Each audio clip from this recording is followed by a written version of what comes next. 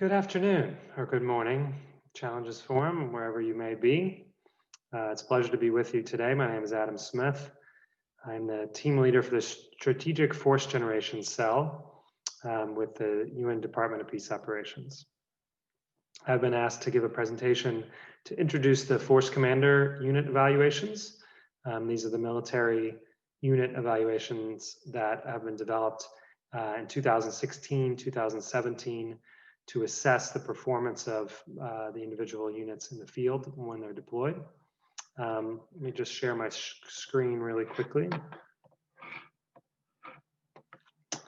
So as I said, they've been conducted since we rolled them out in 2017 in partnership with the Office of Military Affairs.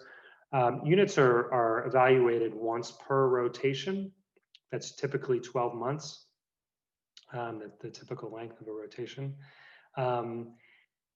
Every unit must undergo a performance improvement plan, or a PIP as we call it, after every evaluation. And then the subsequent evaluation, they follow up on the PIP and see what has been improved.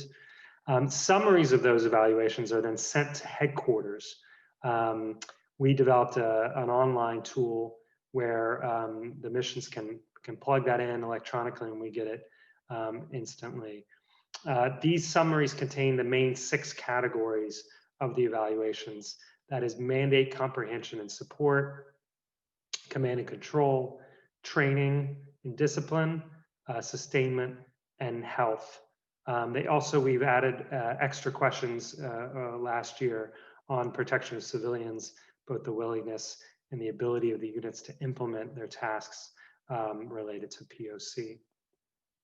Now that evaluation data feeds into regular meetings that we organize, chaired by the USG of DPO, both monthly and quarterly performance meetings. Monthly, we tend to look at individual underperforming units, make decisions, and then follow up on what's been done on those decisions in subsequent monthly meetings. Quarterly meetings look at trends in performance, either across TCCs or across missions or across types of units where we present data. We also integrate data and present that to leadership in those meetings. The final thing, we also use this information to do individual TCC, PCC meetings.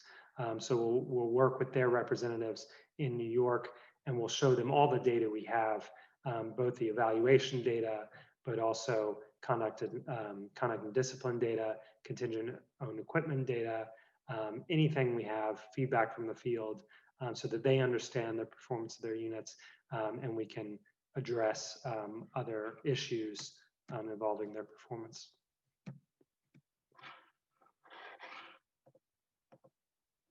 So this is just an example of a slide that we put together. This shows all the TCCs in one particular mission. Some of them have multiple units, so you'll see more than one circle for a TCC. The big circle is the average score of all their units in the mission, but you can see there is some variation across TCCs in a mission. The scale that is used for the evaluations is a 1 through 4 scale for each question, and that's aggregated together to get an average score. And we tend to look at the deviation from the mission average when we're comparing across missions, rather than an absolute score of 3.5, which may mean one thing in one mission, but a very different thing in another mission, where they tend to grade slightly differently. Here's another slide that we put together, which shows contingent owned equipment performance on the y-axis, and then the Force Commander evaluation rating on the x-axis. So you can see those two put together.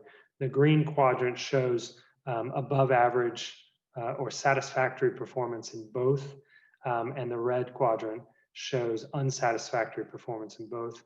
Where the dotted squares are units that we've gone in depth for discussion in our quarterly meetings, and then we also have highlighted a couple of units. Now that we have a couple of years or a few years of data, we can show where units have changed their performance or improved or regressed in their performance. So you'll see 2 units that we highlighted that have improved their scores over time.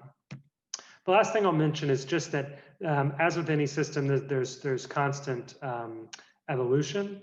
So this system is undergoing a pretty intense revision right now, with the objective or the aim to make it a more objective system.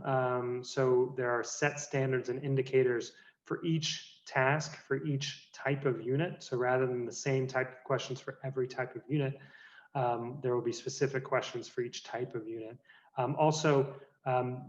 We're developing the ability to have data integration at the field level. So the commanders and the evaluators will be able to see conduct data, contingent owned equipment data, and force commander evaluation data together in the field. Right now, we do the integration at headquarters, but this will give that ability to do that kind of analysis in the field.